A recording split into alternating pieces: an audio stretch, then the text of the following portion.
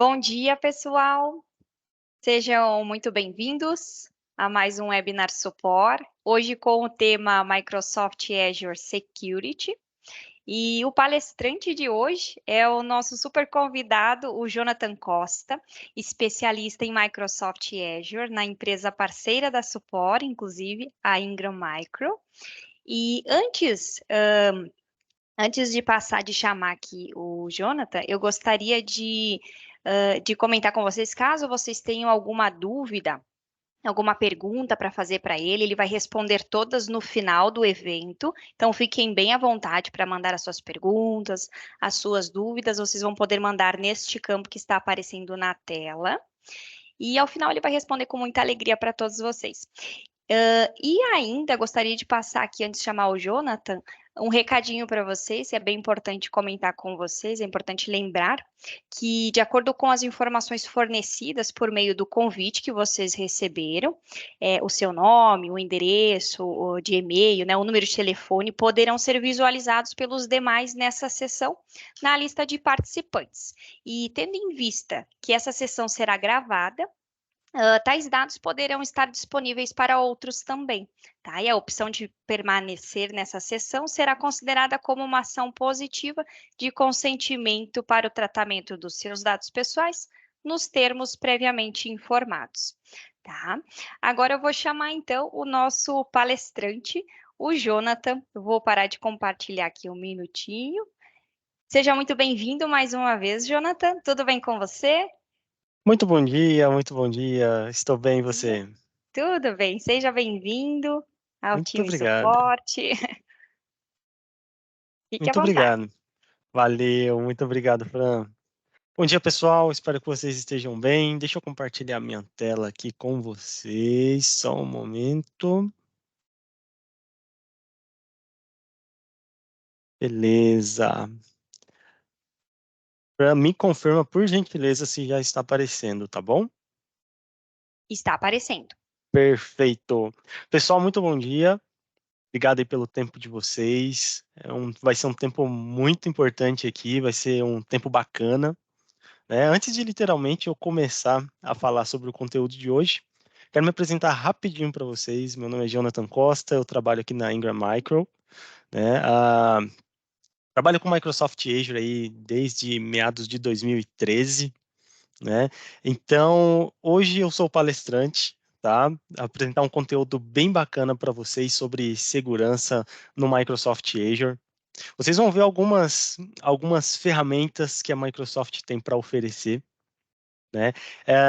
E o quanto a Microsoft tem trabalhado para oferecer e entregar essas ferramentas, essas soluções de uma forma que o seu ambiente e você mantenha o seu ambiente, mantenha a sua empresa protegida, tá?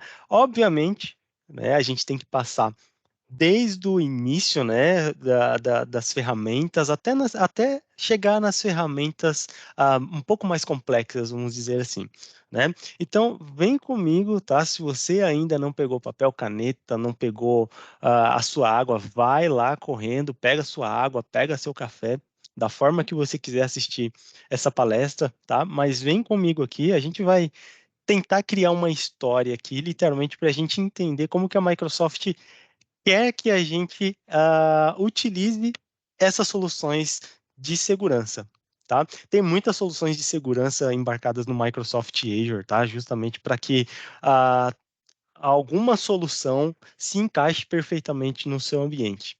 Beleza? Nossa agenda aqui ela é bem rápida, tá? Eu tenho aproximadamente 1 hora aqui para conversar com vocês, tá? Literalmente, eu vou conversar com vocês, por mais que vocês não estejam com o microfone aberto, mas vai ser uma conversa aqui, eu mesmo vou fazer perguntas e eu mesmo vou responder, tá? Mas a nossa agenda aqui, ela é uma agenda bem rápida, tá? Então, fique aí, não saia daí da onde você está, tá? Porque vai ser um conteúdo bem bacana, tá? Então, a gente aqui vai falar, né, o porquê migrar para o Azure, né, o porquê migrar para a nuvem, né, sobre conformidade, workloads de segurança, segurança na responsabilidade compartilhada, alguns serviços, tá, do portfólio do Microsoft Azure. Vamos falar de CAF também, Cloud Adoption Framework, tá, que é muito importante também para você saber aí a jornada para a nuvem, né, e sobre algumas questões de otimização. tá? Então vai ser uma agenda bem bacana para você que já utiliza Microsoft Azure ou para você que não utiliza Microsoft Azure, vai ser um conteúdo bacana, tá? Como eu disse, a gente precisa partir desde o princípio, né? Não vou falar de features básicas, até porque não existem features básicas, existem features essenciais, serviços essenciais, tá? Esquece esse negócio de básico, porque não existe básico, existem serviços essenciais, tá bom? Eu já quero começar aqui com a primeira pergunta, né? E é o porquê migrar para a infraestrutura de nuvem, né? É uma pergunta simples, né? Mas de fato a resposta ainda é um pouco duvidosa, né? Por quê? Porque muitas empresas ainda não sabem literalmente o que é a nuvem, né? Ou não sabem como devem começar a utilizar a nuvem, né? Então por isso que acaba se tornando até aí uma resposta, né? Talvez eu não saiba responder ou, né? Porque literalmente a gente, em alguns aspectos, né, a gente não entende a nuvem, não sabe como que a nuvem funciona, mas é isso que a gente vai descobrir hoje aqui, tá? Então vamos seguir, vamos tentar seguir com uma linha de raciocínio, né, para entender por onde a gente deve começar, tá? E eu espero que vocês entendam, para vocês que já sabem o que é nuvem, acompanhe aí, porque tenho certeza que vai ter algumas informações aqui que vai ser importante para você, tá bom? Bom, antes de literalmente eu começar a falar sobre features de segurança do Microsoft Azure, né, só um dado da Fortune muito importante aqui, né, para vocês saberem, né, que 95% das empresas da lista da Fortune confiam, né, em utilizar nuvens da Microsoft, e justamente essas mesmas empresas já utilizam o Microsoft Azure, né, justamente porque a nuvem oferece caminhos onde um ambiente tradicional, na maioria das vezes, não consegue entregar, né? Não consegue alcançar, devido talvez à complexidade ou custo, né? Que é aí um fator muito importante quando a gente fala de aquisição, né? Aquisição de servidores, aquisição de software, né? A aquisição de infraestrutura como um todo, né?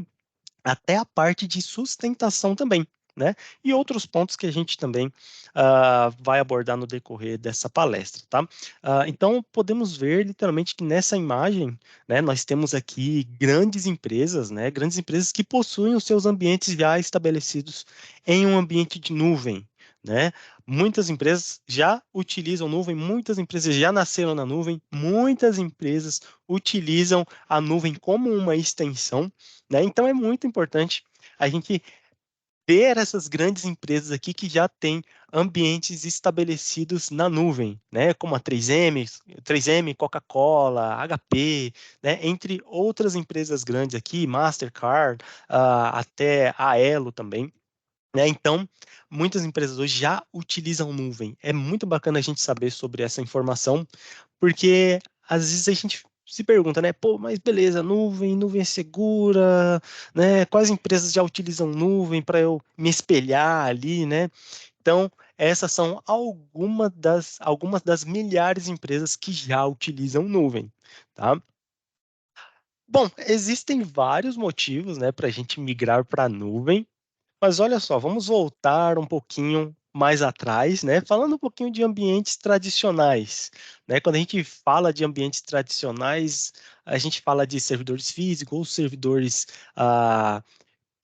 virtualizados, né? Mas olha o ambiente on-premises como um todo, né? Vamos voltar um pouquinho mais atrás, né? Quando a gente fala de implementar ambientes on-premises, né? A gente está falando aí de literalmente, né? Não só implementar, comprar hardware, mas a gente está falando também de manter o nosso ambiente atualizado, adquirir soluções de segurança, né? Fazer a manutenção desse ambiente, né, desse ambiente físico, né? Então existe todo um pré-requisito, né, literalmente pré-requisito de implementação, né? Qual software a gente precisa comprar, qual sistema operacional, qual tipo de hardware, né? Então, nada foge do que a gente já sabe que a gente precisa fazer em um ambiente tradicional, tá? Mas por que eu quero começar falando de ambiente tradicional? Porque da mesma forma que você tem pré-requisitos de implementação em um ambiente tradicional, a gente tem pré-requisitos também para implementar os nossos serviços na nuvem, né? Só que qual que é uma pequena diferença aqui que a gente vê, né? Quando a gente fala de ambientes on-premises, a gente está falando aí de um tipo de investimento upfront, né?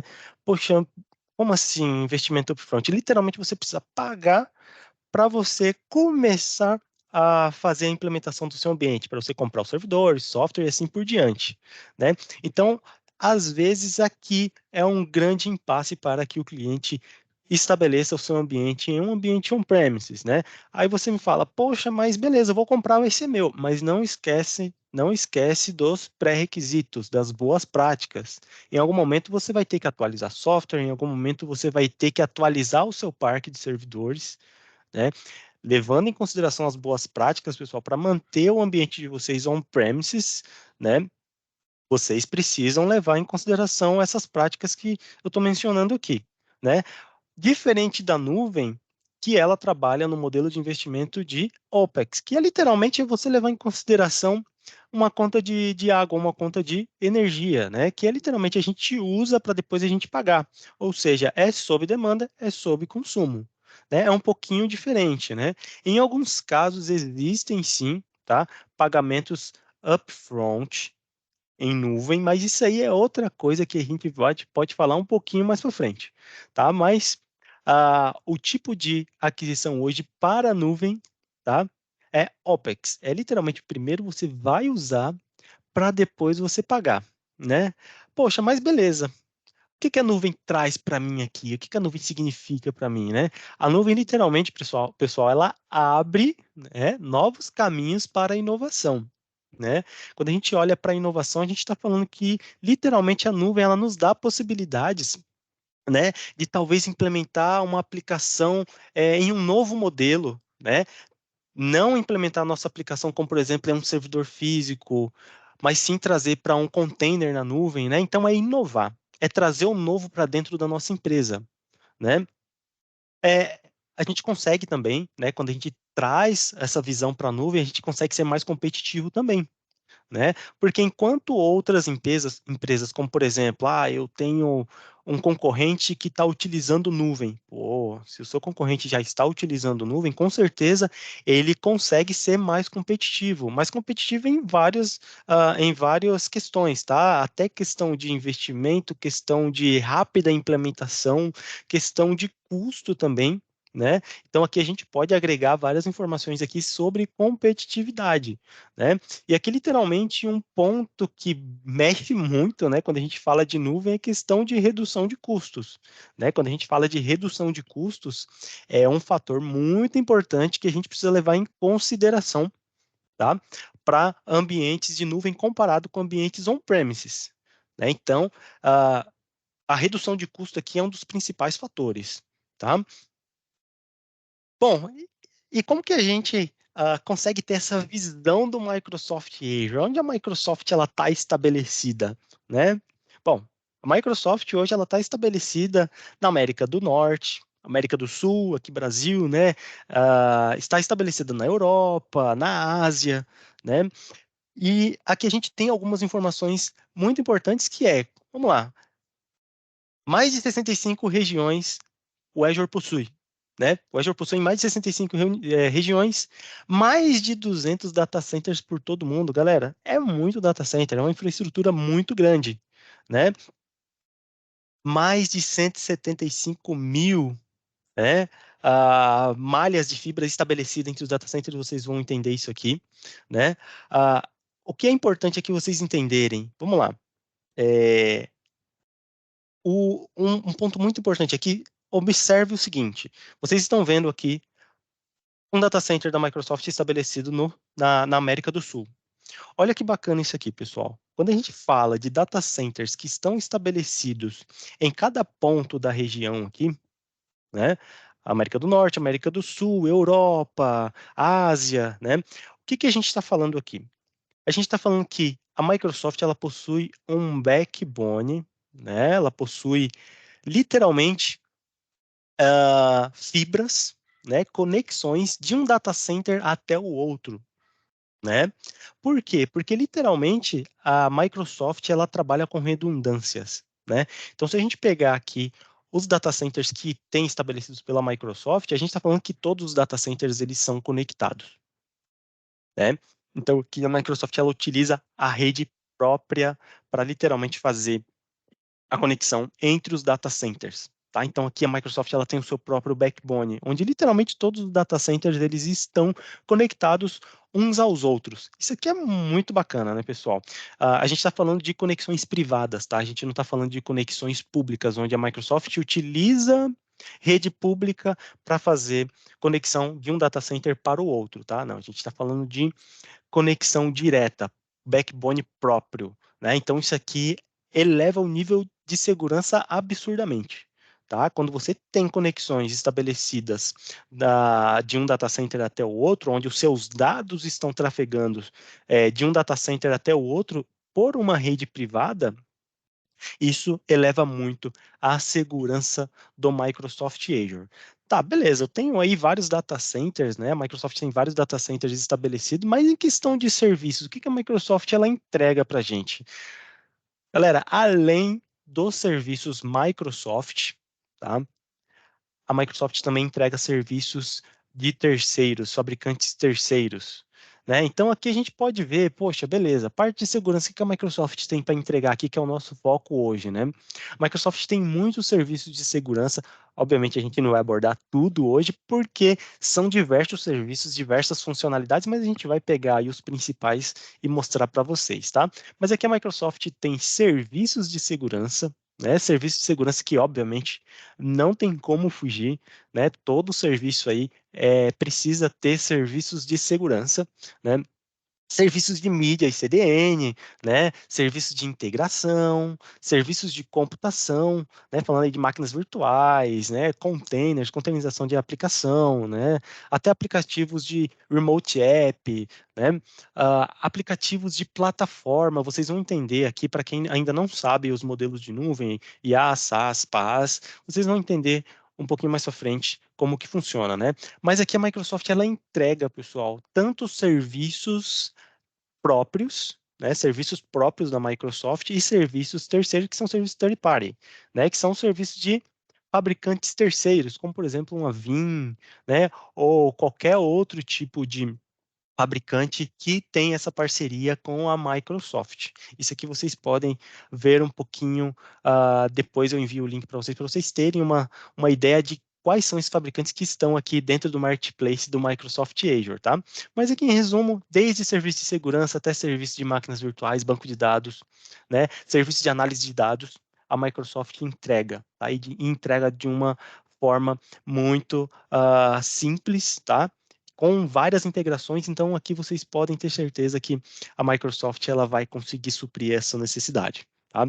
E a gente não pode deixar de falar também, né, que a Microsoft, né, tem uma nuvem com cobertura de conformidade mais ampla, né? Então aqui vocês podem ver que a Microsoft possui certificados global, certificados governamental, entre outros certificados que literalmente atendem aí a muitos pré-requisitos, né? Um exemplo aqui, tem muitos bancos tradicionais, né, fintechs, que têm adotado a nuvem justamente, né, pelo fato da Microsoft ter essas coberturas de conformidade, né, para literalmente entregar esses pré-requisitos, né? Então aqui a gente vai encontrar a ISO 7001, né, entre outras ISOs aqui, né, que são aí de cobertura global, né? Então é muito importante a gente saber, né, que é muito importante que a Microsoft entregue também essa cobertura de conformidade, justamente para a gente atender os pré-requisitos do mercado, tá? Então hoje a Microsoft entrega aí com a maior cobertura de conformidade para você que deseja implementar uma aplicação, deseja subir alguma solução para a nuvem, né? E precisa cumprir com alguns pré-requisitos de conformidade. Beleza? Bom, e é muito importante a gente falar sobre responsabilidade compartilhada, né? A responsabilidade compartilhada, a gente pode levar em consideração aqui também modelos, né? Modelos que a nuvem entrega, né? Mas antes, a gente precisa entender um pouquinho aqui sobre essas responsabilidades, falando também aqui de on-premises, né? Quando a gente fala de ambiente on-premises, olhando para a responsabilidade compartilhada, literalmente aqui, pessoal, a gente não vê aqui como, por exemplo, o gerenciamento, a gestão de algum serviço de nuvem em um ambiente on-premises, né? Pode ser aqui como, por exemplo, alguma rede privada, algum colocation, né? Tem a responsabilidade aqui, mas olhando nuvem pública, que é Microsoft Azure, né? Vamos dar uma olhadinha aqui nas responsabilidades. É muito importante a gente entender essa questão de responsabilidade, pessoal. Por quê? Porque quando a gente implementa um serviço na nuvem, literalmente a gente tem a responsabilidade por gerenciar algumas camadas e o fabricante tem a responsabilidade por gerenciar outras camadas, né? E é isso que a gente precisa entender aqui, que é muito importante a gente trazer isso aqui para o nosso entendimento, para a gente saber literalmente o que é de responsabilidade nossa, né? Então, olhando aqui para ambiente on-premises, aqui a gente vê que, né, que a partir da parte de rede física, storage, servidores, até a parte de aplicações, até a parte de application, camada de application, a responsabilidade é 100% do cliente que tem esse ambiente on-premise estabelecido, né? Como, por exemplo, a Microsoft, ela não tem nada a ver aqui com o gerenciamento do seu ambiente, né? Se acontecer alguma coisa, literalmente, pessoal, não é culpa da Microsoft, da Microsoft Cloud, tá? Resolver o problema que você tem aí no seu ambiente on-premise, porque literalmente a Microsoft não tem responsabilidade nenhuma para fazer o gerenciamento desse modelo de ambiente, né? E agora vindo para um modelo de nuvem, né? O primeiro modelo de nuvem aqui é um dos modelos mais utilizados hoje na nuvem, que é o IaaS, que é o Infrastructure as a Service, né? Aqui nós estamos falando que esses campos em azul aqui, né? Esses campos em azul aqui, nós estamos falando que é gerenciado pela Microsoft. Então, quando você vem para a nuvem, estabelece o seu ambiente na nuvem, nós estamos falando que esses campos em azul aqui, né, esses quadradinhos em azul, desde a parte de rede física, storage, servers, virtualization, é por parte da Microsoft, né? Então, tudo que é de rede física aqui, onde eu mostrei ali o backbone para vocês, né? A conexão entre os data centers, as conexões locais do data center entre racks, né? É de responsabilidade da Microsoft.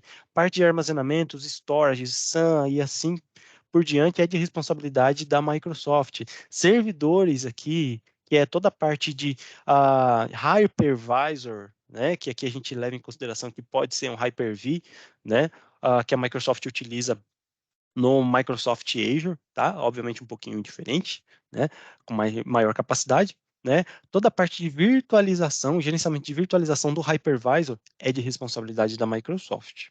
Beleza? Aqui tá tranquilo para entender, né? Agora, quando a gente sobe um pouquinho o nosso nível, falando sobre virtualização na camada de máquina virtual, como por exemplo, né? Quando a gente fala de IaaS, infraestrutura como serviço, eu vou dar um exemplo para vocês aqui de máquina virtual, né? Não tem um exemplo melhor do que falar de máquina virtual como um modelo de infraestrutura, né? Então vamos lá. Quero implementar uma máquina virtual. Implementei a máquina virtual lá com meu Windows ou com meu Linux, né? Olhando aqui as camadas que eu preciso gerenciar, né? Implementei a máquina virtual. Eu tenho acesso ao sistema operacional. A partir do momento que eu tenho acesso ao sistema operacional, presta atenção, a partir do momento que eu tenho acesso ao sistema operacional, essa responsabilidade de gerenciamento é minha, ou sua, ou de quem tem o acesso ao servidor virtual. Como, por exemplo, instalei um antivírus no meu servidor. Esse antivírus bloqueou a porta de acesso 3389. Tudo bem que hoje tem várias formas de desbloquear isso, tá? Mais um exemplo simples aqui. Instalei um antivírus. Por segurança, o antivírus bloqueou a porta 3389, que é a porta de RDP, para a gente acessar o sistema operacional, né? Poxa, e agora? Fiz logout na máquina. Tô tentando logar, não consigo mais. Nossa, o antivírus bloqueou meu acesso. E agora? Ou abrir um suporte com a Microsoft. Microsoft, não consigo acessar o meu sistema operacional, não consigo acessar o meu servidor porque instalei um antivírus e o antivírus bloqueou a minha porta 3389. Qual que é a primeira pergunta da Microsoft? Tem backup para você fazer rollback? Não tem, né? Então, essa é uma das perguntas que a Microsoft vai fazer. Por quê? Porque é a única forma, basicamente, dela ajudar você a acessar novamente a sua máquina, tá? Por quê? Porque o responsável aqui pelo sistema operacional não é a Microsoft. A Microsoft é responsável pela virtualização do seu sistema operacional, tá? É diferente, né? Acesso ao sistema é de responsabilidade sua ou de quem gerencia, né? Então, desde a parte do sistema operacional até a parte de aplicação, toda a parte de virtualização do sistema operacional para dentro, a responsabilidade é sua. Beleza? Aqui tranquilo também para entender, né? Vindo para um modelo como plataforma como serviço, ou Platform as a Service, né? Aqui a gente já vê que a Microsoft tem a responsabilidade um pouquinho maior, né? Então, desde a parte física que eu já falei aqui, network, storage, server, virtualização, né? Parte de sistema operacional, middleware e runtime, aí sim a régua sobe um pouquinho maior. Por quê? Porque, voltando um pouquinho aqui quando a gente fala de camada física até a camada de runtime, que já entra uma camada de integração, a gente está falando que na camada IaaS, no modelo IaaS, é de responsabilidade da Microsoft a parte física e responsabilidade nossa a parte do sistema operacional para cima. Aqui no plataforma como serviço, não. Aqui a plataforma como serviço, a Microsoft tem responsabilidade desde a parte física até a parte de integração, parte de virtualização, parte de sistema operacional, né? Sistema operacional aqui como plataforma as a service, não é de responsabilidade nossa ou de quem gerencia o serviço. Ou seja, literalmente a gente não tem acesso ao sistema operacional olhando para um modelo como plataforma, né? Isso aqui é muito bom, galera. Por quê? Porque a gente não vai precisar se preocupar com patches de atualização, updates de atualização de sistema operacional, integração. Fiquem tranquilos, isso aqui é toda a responsabilidade da Microsoft. O que a gente recebe da Microsoft olhando como plataforma, um modelo como plataforma, como serviço, é literalmente a gente acessar o diretório, o repositório, pegar o nosso código e publicar a nossa aplicação. É isso, né? Existe a questão dos dados também, tá? Existem algumas questões de segurança também, que é de responsabilidade de vocês, mas aí a gente vai olhar no próximo slide, tá? Mas em resumo aqui, a responsabilidade maior aqui já é da Microsoft, né? Ah, desenvolvi uma aplicação, coloquei lá no repositório, publiquei minha aplicação, a aplicação não está funcionando. Podem ser dois problemas ou mais problemas, mas duas possibilidades aqui. Ou literalmente o hardware, né, não está suportando a sua aplicação, ou literalmente o seu código não está legal, né? Se for para olhar para o código, Microsoft não olha para o código. Microsoft vai olhar da integração para baixo, tá? Esse é mais um modelo aí de responsabilidade compartilhada.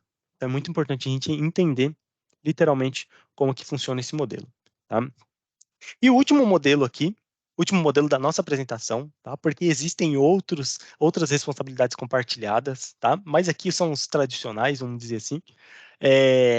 Quando a gente olha em modelos de responsabilidades como SaaS ou Software as a Services, eu vou dar um modelo bem simples para vocês aqui, que eu tenho certeza que vocês conhecem, que é o Microsoft 365.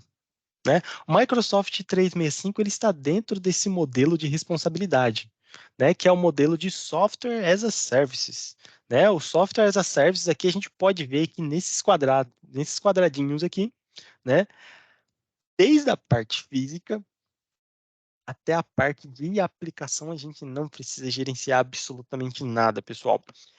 Mas tem um ponto aqui, tá? Tem um ponto aqui. Quando eu falo que a gente não precisa gerenciar nada, literalmente implementar nada, eu quero dizer que isso já está implementado e gerenciado pela Microsoft. Obviamente que existem algumas camadas que ainda é de responsabilidade nossa ou de responsabilidade de quem gerencia, como, por exemplo, acesso aos aplicativos, né? Acesso ao portal, ao Admin Center, né? Criação de usuários, implementações de features de segurança, né, onde a gente implementa mais na camada de utilização do usuário e não na camada de servidor, né? Então, entenda que, por mais que a gente tenha aqui o gerenciamento da Microsoft, falando de SaaS, software como serviço, nós também temos as nossas responsabilidades, né? Mas toda aquela complexidade do ambiente on-premises que a gente tinha, a gente traz tudo para a nuvem, né? E deixa que a Microsoft cuide aí das camadas mais complexas, né? Deu para entender bacana aqui, né? E vindo aqui para a responsabilidade de segurança, que é um ponto também muito importante aqui, pessoal, a gente pode trazer aqui essas responsabilidades, né, por um ambiente local onde, obviamente, né, quando a gente olha para um ambiente local, a gente está falando que literalmente nós somos responsáveis aí por tomar conta, por fazer o gerenciamento literalmente de tudo. Desde o data center físico, parte de rede, né, até a segurança da onde esses servidores estão implementados, né, CPD e assim por diante, é de responsabilidade nossa, né? Aqui, quando a gente fala de IaaS, né, a Microsoft aqui é a mesma questão da outra responsabilidade compartilhada, tá, pessoal? É a mesma coisa, só que aqui a gente está olhando mais para a segurança, né? Então, quando a gente olha para IaaS, né, eu não vou ler tudo, tá? Não precisa ler tudo aqui, até porque vocês podem ler depois, tá? Mas quando a gente olha para IaaS, infraestrutura como serviço, a gente vê aqui a responsabilidade da Microsoft olhando, né, para essas camadas. Para plataforma como serviço, mesma coisa. Partes a Microsoft olha, parte a gente tem que olhar. Por que em partes a Microsoft e em partes o cliente? Porque, como por exemplo, como eu dei um exemplo anterior, a Microsoft ela olha, né, o servidor, né, o endpoint. A gente olha o código. A Microsoft ela cuida do serviço de identidade, mas a gente cuida dos usuários, né? A gente cuida de quem vai ter acesso, né? Então aqui, ó, o último aqui, né, que é Software as a Service, é a mesma questão, né? Em parte a Microsoft olha, em partes a gente olha, ou em tudo é responsabilidade nossa, tá? Qual que é a questão aqui que eu quero trazer para vocês? É muito importante a gente entender quais são as nossas responsabilidades e a responsabilidade do fabricante, né? Quando a gente fala, na nuvem eu estou seguro, em partes, literalmente, sim, você está mais seguro do que um ambiente on-premise, mas não quer dizer que a nuvem é mais segura que o ambiente on-premise e o ambiente on-premise é mais seguro que a nuvem. Não, não é isso que eu quero falar. O que eu quero dizer aqui, pessoal, é que literalmente toda aquela carga, né, que a gente tem um ambiente on-premise, que a gente fica quebrando a cabeça, que faz a gente ficar sonâmbulo a noite inteira, a gente pode transferir isso para a nuvem. É isso, né? Então a gente tem um gerenciamento, né, de um fabricante que é bem estabelecido no mercado, né? A gente traz para os nossos cenários para a nuvem e deixa que a Microsoft cuide literalmente daquelas camadas que, poxa, literalmente são camadas mais difíceis de gerenciar, camadas mais difíceis para implementar. Beleza? Deixa eu ver meu tempo aqui. 33 minutos já se passaram e eu preciso correr aqui, pessoal. Bom, então vamos lá. É, entenda, entendam que para toda construção existe pré-requisitos, né? Eu trouxe aqui para vocês referente ao Land Zone. Pessoal, fiquem tranquilos, tá? Fiquem tranquilos. Land Zone nada mais, nada menos que é um conceito de arquitetura de implementação, utilizando boas práticas, né? Vou dar um exemplo para vocês aqui. Pense vocês comigo na construção de um prédio, na construção de um edifício. Quais são esses pré-requisitos que o engenheiro, que o arquiteto deve levar em consideração, né? Será que é a utilização de EPIs para os funcionários? Será que é a utilização de segurança, utilizar bons ferros, né? Fazer uma boa fundação, né? Imagina aí quais seriam os pré-requisitos, né, para um prédio ser levantado, né, para um prédio ser construído. Pense aí, esses mesmos pré-requisitos, né, a gente deve também utilizar na nuvem. Não se estabelece serviços na nuvem sem utilizar pré-requisitos. E é literalmente isso que o Landzone traz para a gente. Tá? Fiquem tranquilos, você está vendo aqui essa imagem gigante aqui com várias implementações, Enterprise Enrollment, mas fiquem tranquilos, tá? Fiquem tranquilos, que até o final vocês vão entender aonde a gente quer chegar, tá? Mas qual que é a questão aqui, pessoal, que eu quero mostrar para vocês? A importância aqui é mostrar para vocês que, da mesma forma, existem pré-requisitos para construir um prédio, existem também pré-requisitos e boas práticas para você construir o seu ambiente na nuvem, ou pré-requisitos e boas práticas para você estender o seu ambiente on-premises para a nuvem, né? Como, por exemplo, não basta você, poxa, adquirir Microsoft Azure. Vamos lá, tem uma subscription, vou subir máquinas virtuais aqui. Começa a subir um monte de máquinas virtuais sem entender, né, como que é o custo de uma máquina virtual, né? O que uma máquina virtual pode oferecer para o seu determinado cenário, ou o que até literalmente um container, uma implementação de um container, ou implementação de um banco de dados, ou implementação de um serviço como um todo, pode trazer para você, né, olhando a implementação de um ambiente. Tá? Então, aqui, literalmente, pessoal, eu só quero deixar essa mensagem aqui para vocês, dizendo que existem boas práticas para vocês implementarem um ambiente. Desde a parte de governança até a parte de identidade, a parte de segurança, que é muito importante em um ambiente, de nuvem, até um ambiente on-premises também, tá, pessoal? Né? Leve em consideração segurança abrangendo todo tipo de ambiente. Mas como o nosso foco aqui hoje é falar de nuvem, a gente vai focar em nuvem. E eu quero trazer primeiro aqui para vocês, né? Poxa, depois de a gente ter falado aí de modelos de nuvem, modelos de segurança de nuvem, né? Qual que é o primeiro passo que eu tenho que fazer assim que eu acesso o Microsoft Azure? Vamos lá. Eu quero falar de uma primeira ferramenta, uma primeira solução aqui. Por mais que você fale aí agora, quietinho, poxa, MFA, eu já sei o que que é um MFA. Eu quero trazer para vocês uma visão um pouquinho diferente de MFA, né? Mas primeiro, para quem ainda não conhece MFA, por que que eu estou trazendo informações de MFA? Porque literalmente existem empresas que não têm utilizado MFA, né? O que é MFA? Pessoal, simples, autenticação multifator. Além da sua senha, você tem outro fator para acessar alguma coisa no ambiente ou para acessar um ambiente, né, para acessar alguma aplicação, é só uma segunda autenticação, né, além da sua senha. E aqui tem um resuminho aqui, né, literalmente o que é autenticação multifator, né, é algo que você sabe, né, que é literalmente a sua senha, você sabe a sua senha, algo que você tem, né, algo que você tem é o quê? A sua digital, né? Ou, na verdade, é o celular, né? Algo que você tem, desculpa. E algo que você é. Aí sim, beleza. Aqui algo que você é a sua digital. Ninguém mais tem a sua digital. Somente você tem a sua digital, né?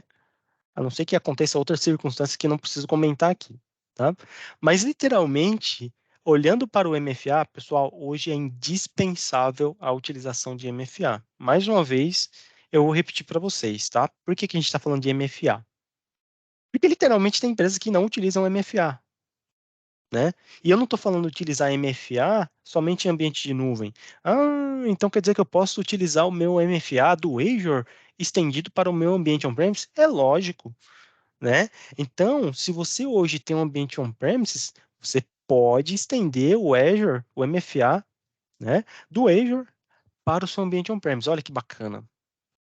E aí você aumenta o nível de segurança do seu ambiente. Mas vamos lá, vamos olhar aqui outra questão aqui. Opa, eu acho que tem algo aqui, beleza. Vamos olhar outra questão aqui, já que a gente entendeu o que é MFA, né? Vamos olhar uma questão muito importante aqui, e é essa questão aqui que eu quero trazer para vocês, que é um pouquinho diferente, né? Existe uma questão chamada de fadiga de MFA, né? Mas antes de falar de fadiga de MFA, eu quero dar um exemplo para vocês aqui. Imagina seu celular, né? Seu celular, você está recebendo ligações de um número, cara, esse número não para de te ligar e você vai lá, puf, não atende. Aí o número liga de novo, cancela, liga de novo, cancela, liga de novo, cancela, liga mais uma vez, cancelei. Só que vai ter uma hora que você vai estar tão fadigado que ao invés de você cancelar, você vai o quê? Aceitar. Hum, Quando a gente traz isso para o MFA, é muito perigoso. Então, quando a gente fala de fadiga de MFA, é literalmente isso. Quando um atacante ele já descobriu a sua senha, já descobriu o seu login, e aí ele vai tentar acessar alguma aplicação com seu login e senha. Opa, ele se deparou com o MFA, né? Um segundo fator para ele autenticar na aplicação. O que que ele vai começar a fazer? Tá? De uma forma bem simplista aqui, pessoal. O que que ele vai começar a fazer?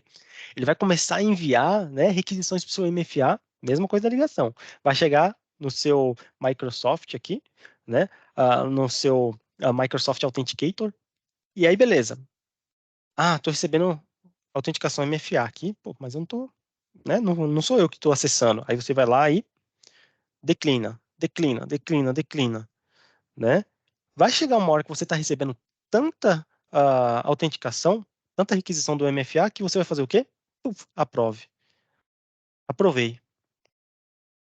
E é aí um dos problemas, né? Você foi fadigado.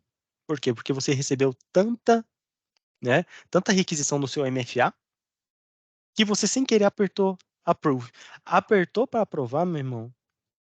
O atacante acessou ou o portal do Azure ou a aplicação e você não percebeu, né? Então hoje, qual que é a inteligência aqui, pessoal? É literalmente utilizar o MFA de forma inteligente, né? Da forma que ele, né, consiga, como por exemplo aqui, bloquear esse acesso. Ou seja, criar políticas antifraude para literalmente você não ser fraudado, mesmo tendo o MFA habilitado. Né? Como, por exemplo, comecei a receber várias requisições. Nossa, e agora? Se eu tiver o MFA implementado de uma forma inteligente, automaticamente ele pode derrubar e bloquear esse usuário, né? Fazendo com que, literalmente, você não passe por uma fadiga de MFA e tenha as suas aplicações, o seu ambiente acessado, né, por um atacante.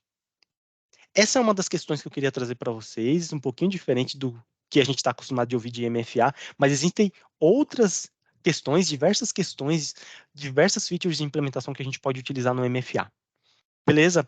Mas isso aqui é um dos serviços que não podem faltar hoje, pessoal. Hoje, quando a gente fala de nuvem, até ambiente on-premise também utilize a autenticação MFA. Princípios simples, tá? Mais uma vez, o princípio é básico, mas o serviço não é básico. O serviço é essencial, tá? Outra questão aqui, vindo para a Microsoft Azure, né? A gente tem o controle de acesso baseado em função. Eu quero trazer um exemplo para vocês aqui, né?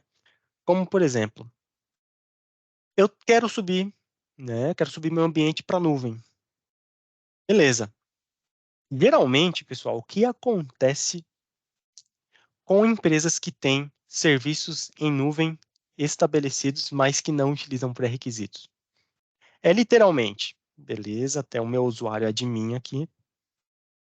Quando o meu usuário admin, eu tenho o meu DBA, eu tenho o meu analista de infraestrutura e eu tenho o meu desenvolvedor.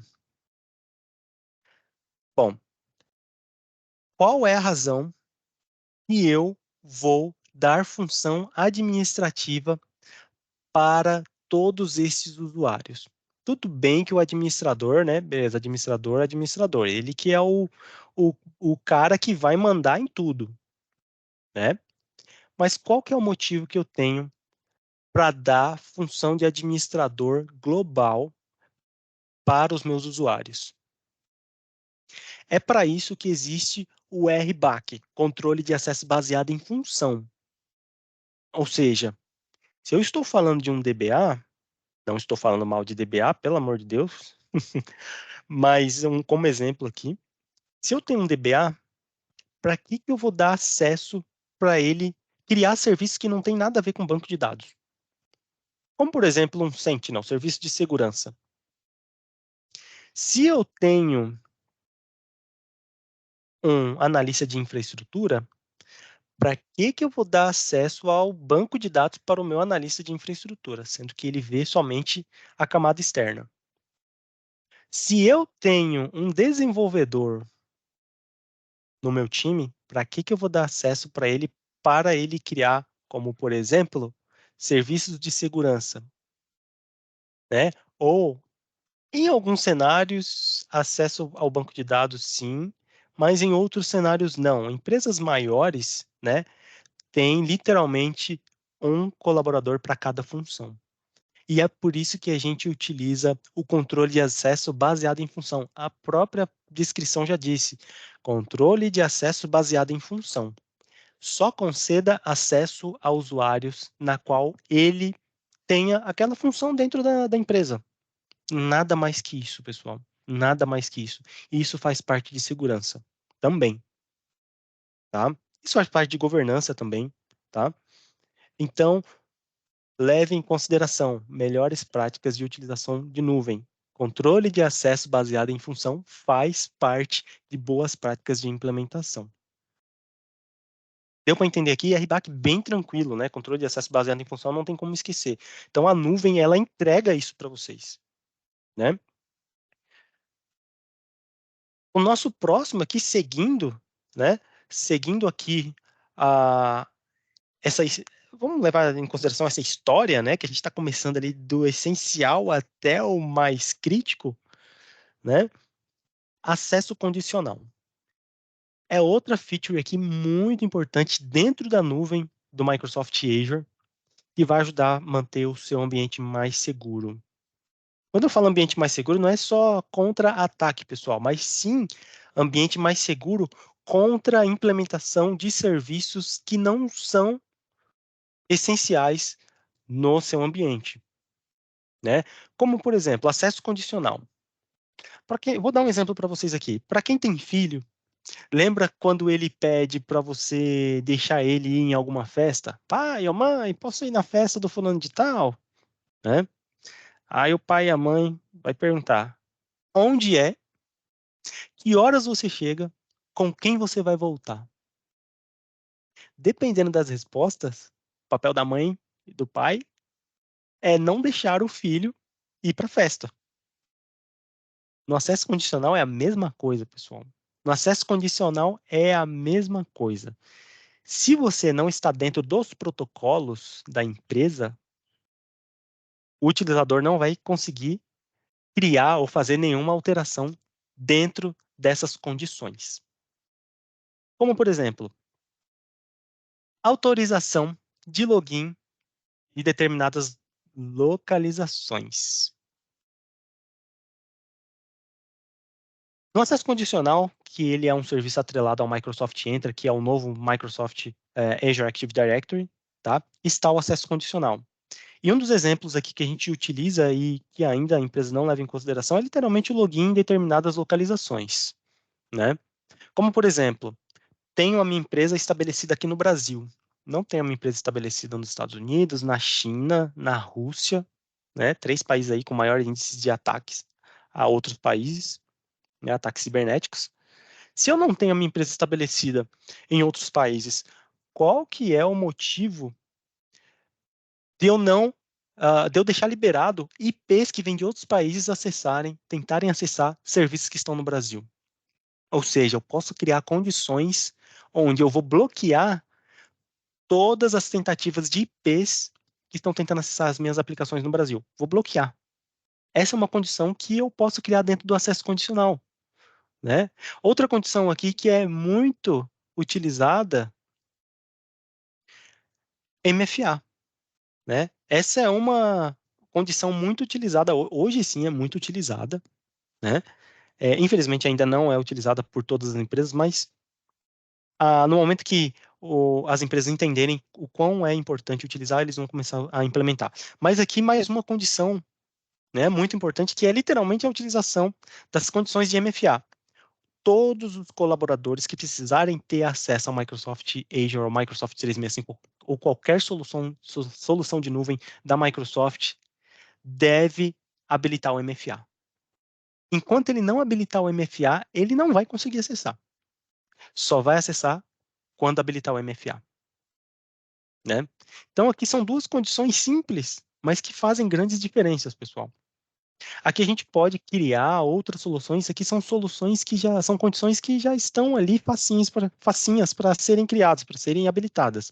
Mas eu posso criar outros tipos de controles. Né? Eu posso criar outros tipos de controles, onde, se eu entender que para minha empresa é importante fazer algum tipo de bloqueio, eu vou criar essa condição. Né?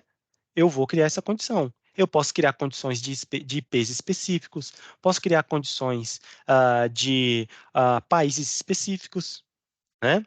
Posso criar condições para acessar aplicativos específicos ou bloquear aplicativos específicos, né? Dentro do ecossistema ali da Microsoft ou até aplicativos de terceiros. Né? Então, é muito importante a gente levar em consideração que a Microsoft entrega isso para vocês. Né? De uma forma simples, tá, pessoal? Nada muito complexo eu estou falando aqui. Tá? Pode ficar tranquilo que eu não vou cair muito aqui na parte técnica, eu vou pegar mais na parte conceitual, até porque o nosso tempo está voando. Né? Tecnicamente, eu teria somente mais 4 minutos, mas eu falei para a Fran que eu talvez passaria um pouquinho, né? Mas em breve eu acabo. Tá? Mas aqui nós temos o acesso condicional justamente para elevar esse nível de segurança da nossa empresa. Né? E aqui, por último, trazendo esses serviços essenciais, a gente tem o Azure Policy. Né? O Azure Policy aqui, pessoal, que traz uma segurança, vamos dizer, uma segurança interna aqui para vocês entenderem que é um pouquinho diferente. Né? Como, por exemplo, eu posso criar políticas dentro do meu ambiente onde usuários que têm acesso ao meu Microsoft Azure criem serviços somente que estão dentro dos padrões da empresa. Como, por exemplo, o exemplo que eu dei de usuários que acessam serviços de fora da região do Brasil, como, por exemplo, e tentam acessar aplicativos de dentro da região para dentro da região do Brasil, é quase igual uma política, só que a política ela vai abranger os nossos usuários que estão já estabelecidos ali dentro do Microsoft Azure, como, por exemplo, preciso criar uma máquina virtual para colocar uma aplicação ou colocar um banco de dados. Eu posso criar uma política onde os meus usuários responsáveis, como por exemplo o meu analista de infraestrutura, esse analista de infraestrutura, ele está dentro de um grupo, onde esse grupo possui uma política que pode criar somente máquinas virtuais com 4 vCPUs e 16 GB de RAM. Não pode criar nada além desse tamanho. Ou eu tenho uma política onde não pode criar máquinas virtuais fora do data center do Brasil. Não pode criar nos Estados Unidos, não pode criar na Europa, somente no data center Brasil. Qual que é aqui, pessoal, a grande importância das policies, né, das políticas? É literalmente, né, ajudar você a impor os padrões da sua organização. Tá? Então, é muito importante a gente trabalhar com essas políticas justamente para a gente não correr o risco, como, por exemplo, mais uma vez, tá? Nada contra ninguém, nada contra desenvolvedor, DBA, analista de infraestrutura, mas quando a gente acessa o Microsoft Azure e vê aquelas máquinas gigantes, né? Máquinas parrudas com mais de 500 gigas de memória RAM e lá vai, né? Cacetadas de tamanhos de máquinas virtuais, os olhos brilham. Né? Então, é muito importante criar políticas para seguir um padrão organizacional. Porque, às vezes, poxa, eu quero publicar minha aplicação. Né? Quero publicar minha aplicação e aí, poxa, olha o tamanho desse servidor aqui. Para minha aplicação ter uma performance melhor, eu vou implementar esse servidorzão aqui. Mas não é isso, pessoal. Às vezes não é isso. Né? Para você ter uma boa performance, às vezes você tem que mudar o seu código, mudar a sua lógica. e não é o servidor que vai fazer com que a sua aplicação funcione. Em muitos casos, sim, o servidor, né, um servidor ali, né, que tenha, que entregue uma boa memória, que entregue um bom vCPU, sim, faz a diferença. Mas a gente precisa abrir mais a nossa, né, abrir mais a nossa mente e também olhar para o nosso código. Né? Então, quando a gente olha esses tamanhos de servidores disponíveis para a gente fazer a implementação, brilham os olhos. Né? Então, aqui é muito importante a gente criar políticas, né, onde a gente vai manter aí o nosso billing, a nossa fatura saudável. Isso sim faz parte de segurança também. Tá? Bom, existem outros serviços essenciais, mas como o tempo está corrido, eu já estourei o meu tempo, mas aqui só passando para vocês aqui alguns serviços, né, essenciais que a gente precisa levar em consideração para implementar no Microsoft Azure a partir do momento que a gente acessa o ambiente. Fora isso, nós temos agora sim, nós temos outros serviços, né, que podem agregar o nosso ambiente quando a gente está falando de preciso implementar uma aplicação, preciso proteger minha aplicação, né? Preciso proteger a minha identidade, seja identidade interna, identidade externa. Agora sim, a gente vai passar por esses serviços aqui, esses 5 serviços, tá? Que são serviços muito utilizados também no Microsoft Azure de uma forma bem rápida. O pessoal da suporte me perdoa, tá? Mas eu preciso passar por esses aqui, mas vai ser bem rapidinho, tá? Então a gente vai falar aqui rapidinho, pessoal, primeiro sobre o Microsoft Entra. Quem acessou o Microsoft Azure, lembra que no Microsoft Azure tinha o Microsoft Active Directory, né? Que é literalmente o serviço para fazer o gerenciamento de identidades. Né? Como assim, gerenciamento de identidade? Usuários, grupos, né? Esse tipo de objeto que a gente chama aí de objetos que são os usuários e grupos e assim por diante, tá? Aqui no Microsoft entra a Identity Protection é para literalmente elevar o nível de segurança dos seus usuários, da sua identidade. Né? Quando a gente fala de identidade, é literalmente são informações pessoais, né? Como senha, acesso e assim por diante. Então, é muito importante a gente levar em consideração que temos serviços que pode elevar o nível de segurança dos seus usuários. E aqui eu coloquei algumas atividades, né, que podem aí mitigar tentativas, né, de roubo de identidade, como por exemplo, tentativas de login de locais incomuns ou inesperados, né, com países diferentes, assim como eu já dei o exemplo aqui, né? Aqui nós podemos, com o Microsoft Entra, que agora é Microsoft Entra Identity Protection, a gente tem uma espécie de serviço rodando por baixo, que é serviços de segurança baseados em machine learning, né? Machine learning justamente para que a gente tenha esse serviço inteligente trabalhando para nós, para manter a nossa identidade segura. Como, por exemplo, um usuário do Microsoft Azure acessou hoje do Brasil, né? Beleza. Depois ele foi lá para os Estados Unidos. Beleza. Acessou, errou a senha. Esqueci minha senha, errei. Beleza, vou tentar de novo. Errei a senha, de novo. O serviço inteligente do Entra Identity Protection, né, vai se ligar. Opa, bom, beleza, ele fez login ontem no Brasil. Agora está fazendo login em outro país. Errou a senha. Não, vou bloquear esse cara. Entende? Então, são serviços inteligentes, né, integrados ao Microsoft Entra Identity Protection, que literalmente vai ajudar a gente proteger o nosso ambiente de identidade de forma automatizada e inteligente. Coisa que, como por exemplo, se eu não tiver um serviço de logs onde eu tenha visibilidade do que está acontecendo no meu ambiente, como que eu vou ver que esse usuário está tentando logar ou se é literalmente um ataque a essa identidade, a essa conta, né?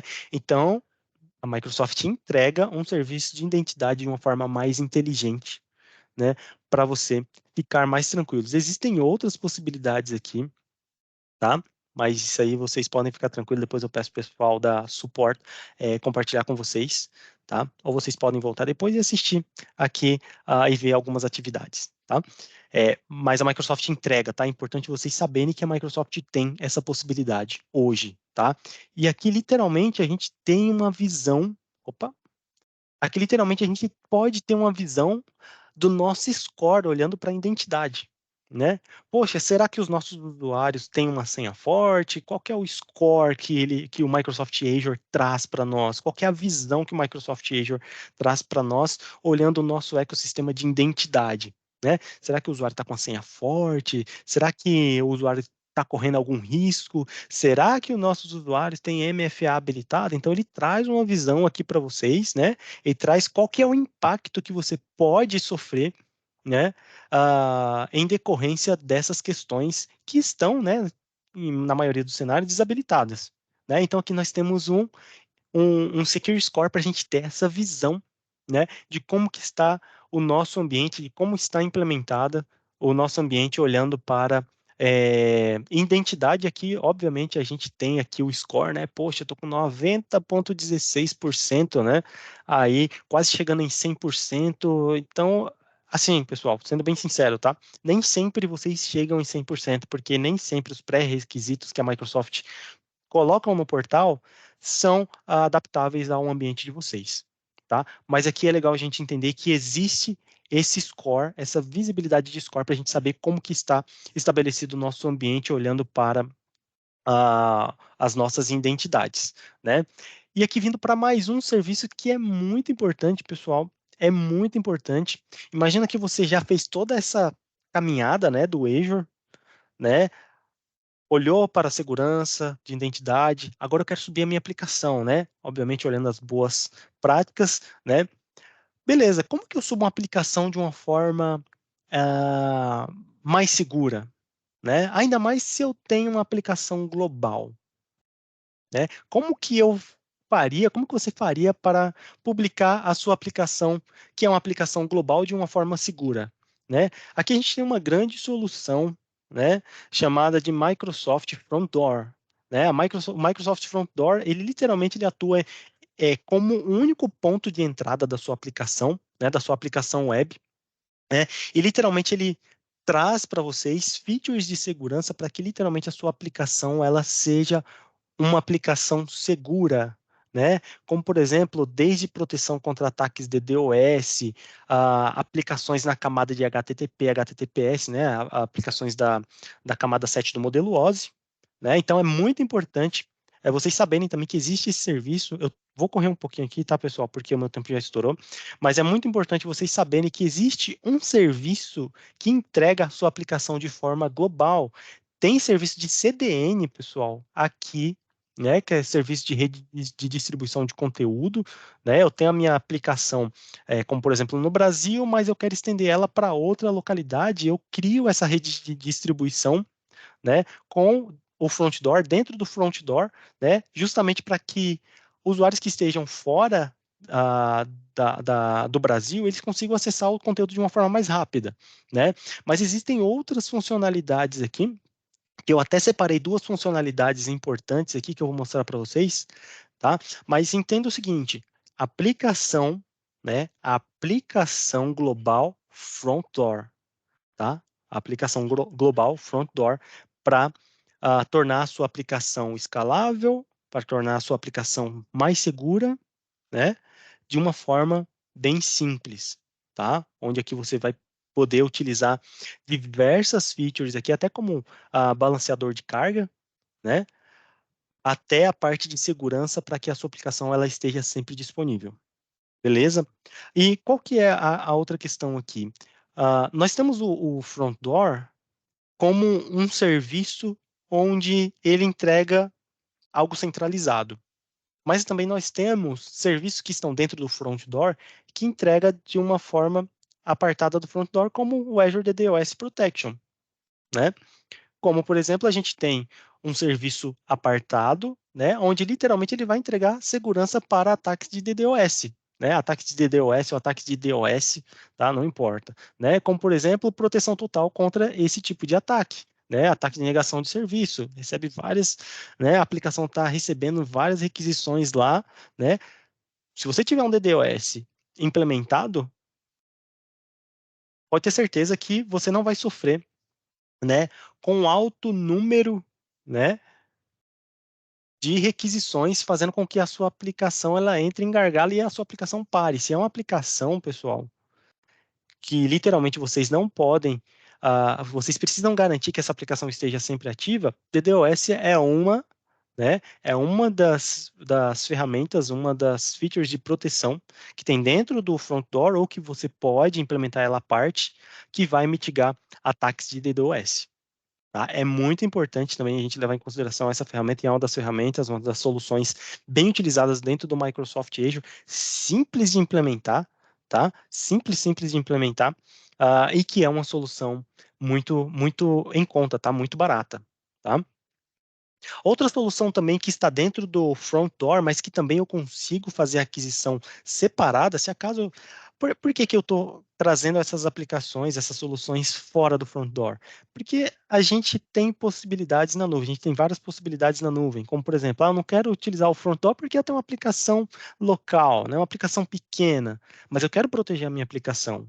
Né? Então, eu posso utilizar esses serviços que estão dentro do front door de uma forma apartada, de uma forma separada.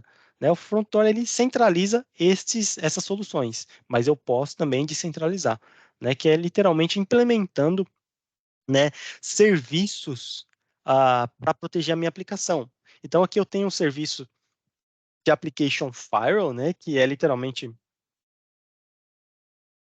um serviço de WAF e é um firewall, né, um firewall para a aplicação.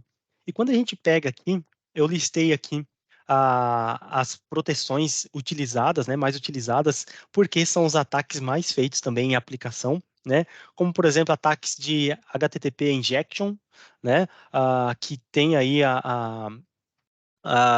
um tipo de ataque, né, onde o atacante ele insere um código malicioso, né, em uma solicitação HTTP. Então aqui a gente consegue fazer a gente consegue mitigar esse tipo de ataque, né, utilizando o WAF, né?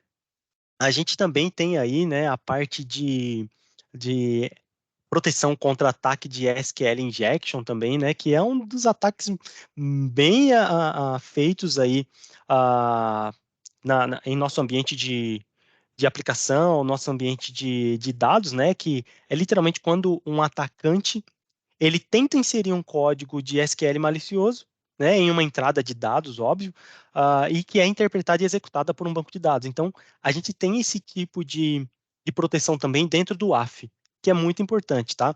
E tem outros aqui também, pessoal, outras features, tá, que eu listei aqui, tá? Mas não vai dar tempo de falar todas, mas que literalmente são algumas, tá? Mas que você literalmente pode utilizar outras features, muito mais features, tá? Para mitigar ataques utilizando o WAF. Tá? Então, saiba que existe um serviço de WAF aqui pronto para entregar para vocês. E lembra do que eu falei sobre os modelos de nuvem? Né? Poxa, esse tipo de modelo se enquadra onde? Esse tipo de modelo se enquadra em SaaS, em Software as a Services, né? Literalmente a gente não precisa implementar servidor, ficar gerenciando o servidor de back-end, ficar utilizando servidor físico, ficar gerenciando máquinas virtuais. Não, isso aqui já está pronto, pessoal. Basta implementar as features, né? Basta implementar as features para a sua aplicação e assim você vai conseguir utilizar esse serviço de uma forma mais simples, tá? E aqui, um último serviço bem utilizado, né? Que é uma solução que você acredito que muitas empresas ainda não têm, não vou falar você, mas eu vou falar no geral aqui. Mas é uma das soluções que muitas empresas não têm. E é utilizado para fazer a coleta de logs, detectar possíveis ataques, fazer investigação, responder a ataques, né? Que é literalmente o Microsoft Sentinel, né? Que é literalmente um serviço de CIEM, né? Um serviço de CIEM, que é o serviço de CIEM do Microsoft Azure, né? Hoje muitas empresas não utilizam serviços de CIEM, tá, pessoal? Então elas não conseguem ter uma visão, literalmente, seja uma visão do que está acontecendo no ambiente local, ou seja, no ambiente de nuvem também. Muitas empresas não têm essa visão hoje, tá? Mas por quê? Tem alguns motivos, tá? Tem alguns motivos. Ou pelo fato do serviço ser caro, ou pelo fato do serviço ser um pouco complexo para implementar, ou porque falta profissionais para fazer a implementação, o gerenciamento desse serviço, né? Então, existem muitas questões aqui, ou porque muitas empresas hoje não têm um serviço, né, de CIEM dentro da sua infraestrutura, né? Existem vários motivos, né? Mas esses motivos hoje, né, eles caíram por terra porque a Microsoft entrega hoje um serviço de CIEM muito bem estabelecido no mercado, né? Muito bem estabelecido no mercado, para que literalmente você tenha um serviço de CIEM dentro de casa, né? Onde literalmente você vai poder coletar esses logs, né? Centralizar esses logs, detectar possíveis ataques no seu ambiente on-premise ou no seu ambiente de nuvem. Não precisa ser somente no ambiente de Azure, tá, pessoal? Estou falando de ambientes on-premise, estou falando do ambiente Azure, estou falando de ambiente de outras nuvens também, tá? Então, você consegue integrar o Sentinel justamente para você ter os seus logs coletados, centralizados, para literalmente você investigar e responder a possíveis ataques, tá? Isso é muito importante porque o Sentinel ele trabalha de uma forma inteligente, tá? Ele trabalha também com machine learning, literalmente, para que você, se você tiver hoje, né, um ambiente grande, mas não tem um profissional de segurança para olhar o seu ambiente, fique tranquilo. Uma das funcionalidades do Azure Sentinel se chama Playbooks, né? Que é literalmente criar a automação para você responder possíveis ataques, né? Que vem da sua infraestrutura, né? É muito importante isso hoje, porque eu tenho algumas possibilidades. Duas dessas possibilidades é literalmente automatizar tarefas.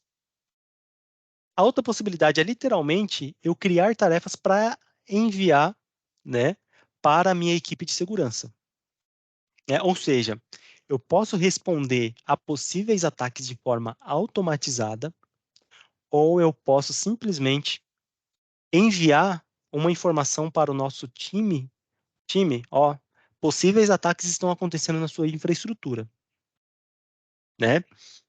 O legal de você criar automatizações é que literalmente, se você tiver um time onde esse time ele está literalmente entupido de serviço e a sua empresa estiver sofrendo um ataque, literalmente o playbook ele pode te ajudar, né, com essa questão de responder a possíveis ataques, né? Então você criando os playbooks, criando ali as tarefas, possíveis ataques podem ser mitigados através da automação de playbooks, né? Ou se você prefere, não, eu quero criar a automação onde, se eu tiver recebendo possíveis ataques, né, seja acionado a equipe responsável de segurança para tomar uma decisão. Porque nem sempre a decisão do playbook vai ser a melhor decisão, né? Mas, de fato, o playbook ele pode simplificar as tarefas, né? Ele pode simplificar, né, as tarefas como gestão de dados, investigação e remediação, responder a possíveis ataques, tá? Então saiba que existe essa possibilidade também, tá? E é muito importante a gente levar isso em consideração, que existe serviços entregues pela Microsoft que antigamente, né, eram serviços difíceis de ser implementados em serviços locais, que hoje é uma realidade, né? Trazer os nossos, pegar esse serviço de nuvem, implementar em nosso ambiente local ou literalmente utilizar 100% em ambiente de nuvem, né? E da mesma forma, pessoal, que a gente tem aqui o score de segurança da nossa identidade, aqui a gente também tem o nosso Secure Score de como está o nosso ambiente como um todo. Mas como assim ambiente como um todo? Literalmente o nosso ambiente de nuvem ou o nosso ambiente de nuvem híbrido, né, que é o nosso ambiente de nuvem conectado ao ambiente on-premises, né? Então nós temos esse score, essa visão de como que está estabelecido o nosso ambiente. Será que nós temos os patches de segurança implementado nas nossas máquinas virtuais, será que a implementação que eu fiz lá do nosso NSG, do nosso firewall de rede, está implementada da forma correta? Será que eu tenho portas desnecessárias abertas? Né? Será que eu tenho um firewall implementado em meu ambiente? Então, esse Secure Score ele consegue levantar todas essas informações e mostrar para a gente como que está o nosso ambiente, como que o nosso ambiente está implementado, qual é o score que a gente atingiu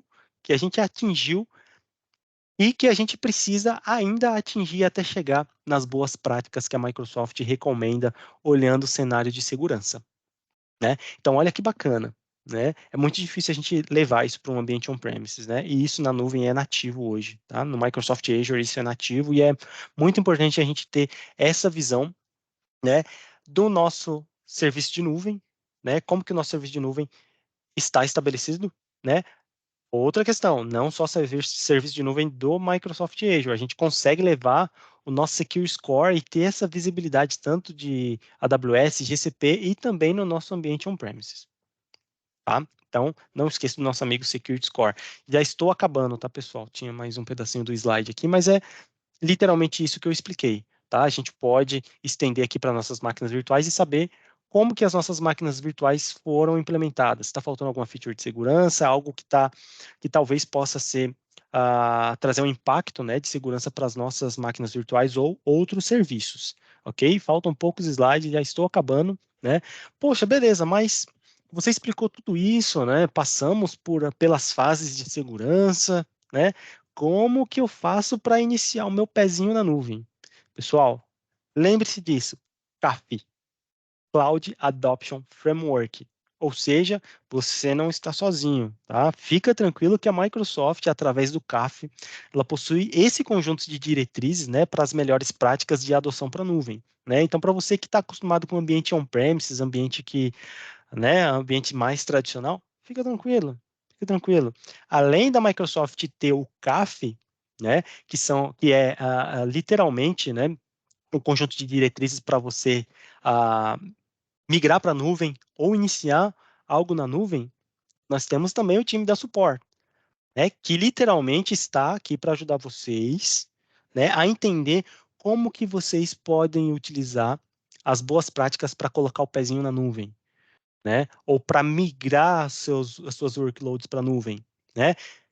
Então, juntamente com o pessoal da suporte, tem o Cloud Adoption Framework, que é literalmente os passos de adoção para a nuvem, tá? Não preciso passar pelas etapas aqui, tá? Estratégia, planejar, né? A questão de pronto, né? Que é preparar um ambiente de nuvem para alterações planejadas. Basicamente, pessoal, o CAF, ele é boas práticas de adoção para a nuvem, né? Cloud Adoption Framework. Como que nós podemos utilizar boas práticas para iniciar a nuvem, tá? Então, tem o CAF que vai ajudar vocês também, tá? E aí, através do CAF, em um resumo geral, no final a gente consegue entender qual que vai ser a melhor estratégia para você migrar para a nuvem, ok? E falando um pouquinho sobre otimizações, estou chegando no último slide aqui, mas é muito importante a gente olhar para a questão de otimizações e saber que a nuvem, ela possui otimizações, né? Possui possibilidades de otimizações, né? Então aqui eu tenho algumas questões muito importantes aqui, algumas práticas de otimização, né? Como por exemplo, poxa, o Azure ele tem benefícios híbridos. Como assim benefícios híbridos? Vamos lá. Quero implementar uma máquina virtual. Ah, eu tenho um Windows Server aqui, ou SQL, né, com Software Assurance, né, que é a extensão aí de possibilidades, né, de suporte para estender para a nuvem. Né, eu tenho Software Assurance aqui. Puxa, eu posso utilizar a minha própria licença no Microsoft Azure e ganhar desconto por isso? Pode, pode sim, né?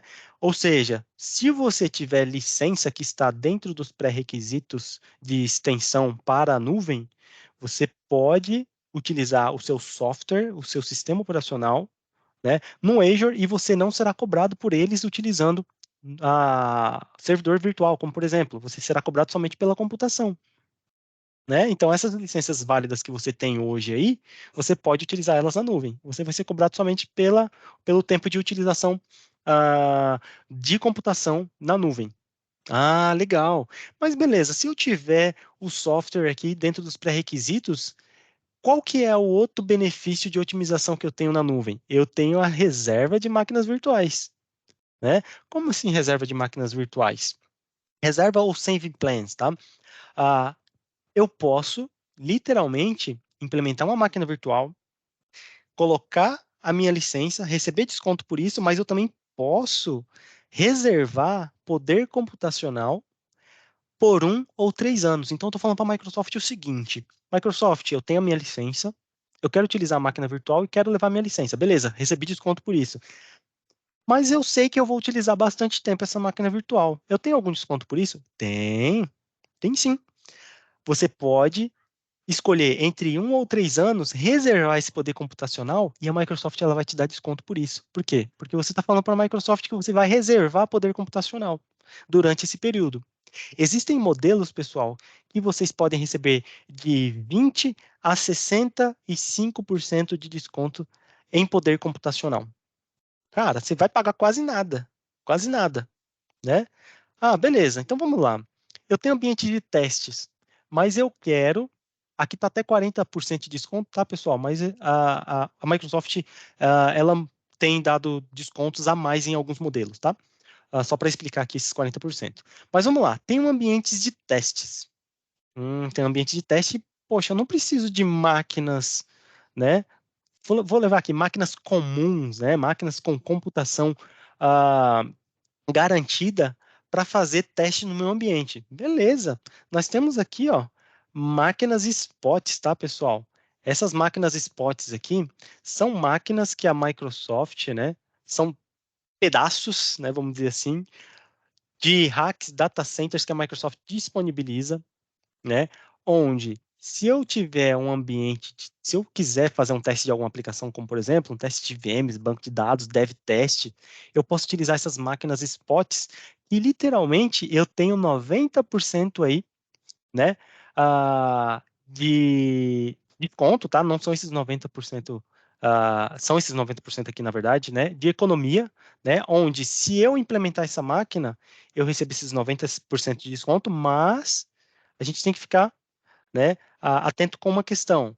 A qualquer momento, a Microsoft pode destruir essas máquinas, mas assim, olhando o tamanho, a imensidão de máquinas virtuais, poder computacional que a Microsoft tem, a maioria hoje dos clientes que utilizam máquinas spots para teste, tá, conseguem utilizar tranquilamente essas máquinas, tá? Sem que a Microsoft tenha que utilizar o poder computacional dessas máquinas, né, para suprir poder computacional de máquinas que não são máquinas spots, mas são máquinas com computações fixas, né? Máquinas onde literalmente são para ambientes de produção.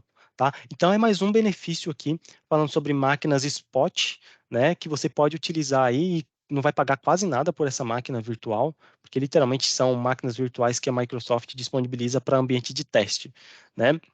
E aqui um ponto muito importante, o último ponto, tá? Para a gente finalizar aqui, que é o Extended Security Updates, né? Isso aqui é um ponto muito importante, pessoal, para vocês que ainda têm sistemas operacionais mais antigos que não têm mais, né, updates de segurança. E aqui eu trouxe um slide, né, só para falar sobre isso, e é o último slide aqui, né? Espero que vocês estejam todos aí, né? Mas aqui é o último slide para a gente falar sobre ESU, atualizações de segurança estendidas, né? Eu trouxe um quadro aqui para mostrar para vocês quais são os sistemas que não têm mais direitos a fazerem updates de segurança, né? Não tem literalmente mais suporte para os updates, né? O Windows Server 2008 já morreu, pessoal. Já morreu. Nem no Azure, nem para ESU tem mais suporte. Ou seja, vamos falar somente de 2012 para frente. Tá? Por quê? Porque 2008 já perdeu, pessoal. 2008 já perdeu o suporte. Tá? Mas para quem tem 2012 R2, dentro do Azure existe um serviço chamado de Azure Arc. E dentro desse Azure Arc está o serviço de ESU, né? O ESU, pessoal, literalmente ele baixa os updates, né, para o seu Windows Server 2012, updates de segurança, tá? Esses updates de segurança que são importantíssimos, vocês sabem disso, são importantíssimos manterem atualizados, né? Então, quando a gente vem aqui para o Windows Server 2012, tá? Isso serve para Windows Server 2012, o Windows Server 2012 R2, tá? No Azure, né, a gente está falando aí de uma duração de ESU de 3 anos, ou seja, o término dela é até 2026.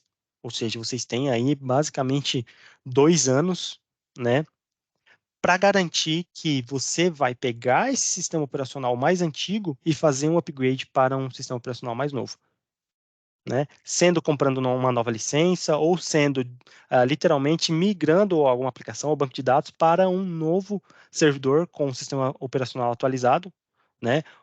E assim por diante, né? Mas hoje a gente tem essa possibilidade, pessoal, para vocês que têm aí a partir de 2012 R2, 2012 ou 2012 R2, a gente consegue estender essas atualizações de segurança para vocês até 2026. Isso aqui para ambientes que estão no Azure e para ambientes que não são Azure, 3 anos também, tá? E vai até o dia 13 de outubro de 2026. Ou seja, é um respiro para você garantir aí essas atualizações de segurança, né? E que vocês vão ter tempo para fazer essas migrações. Beleza? Pessoal, encerro por aqui. Agradeço muito a vocês que ficaram até o final, tá? Espero ter agregado para vocês. Era para eu ter falado em 1 hora, mas desculpa ter passado o tempo. O pessoal da suporte, desculpa ter passado o tempo, tá? Mas eu acredito que foram informações relevantes, tá? Onde eu tenho certeza que agregou aí nesse dia, tá? E se precisar, pessoal, contem com o pessoal da suporte junto com o pessoal da Ingram Micro, tá? Estamos aqui à disposição para vocês, tá? Passo a bola para o pessoal da suporte. Pessoal, fica à vontade aí, Fran. Toco a bola para você e fica à Oi. vontade. Oi, Jonathan, obrigada por essa aula. Eu vou então agradecer também mais uma vez a todo o pessoal, né? A todos que compareceram e convido também a acessarem as redes sociais, seguirem a Suporte nas redes sociais, né? E inclusive a Suporte é uma empresa que atua há mais de 25 anos no mercado na área de tecnologia da informação e se vocês quiserem saber mais sobre as soluções que o Jonathan comentou aqui, nos procurem. Tem os nossos contatos aqui na tela. E aguardamos vocês no próximo evento, que será em janeiro, tá? Vocês vão receber o convite também. Obrigada e uma boa tarde para todos. Obrigado, pessoal. Um abraço. Obrigada.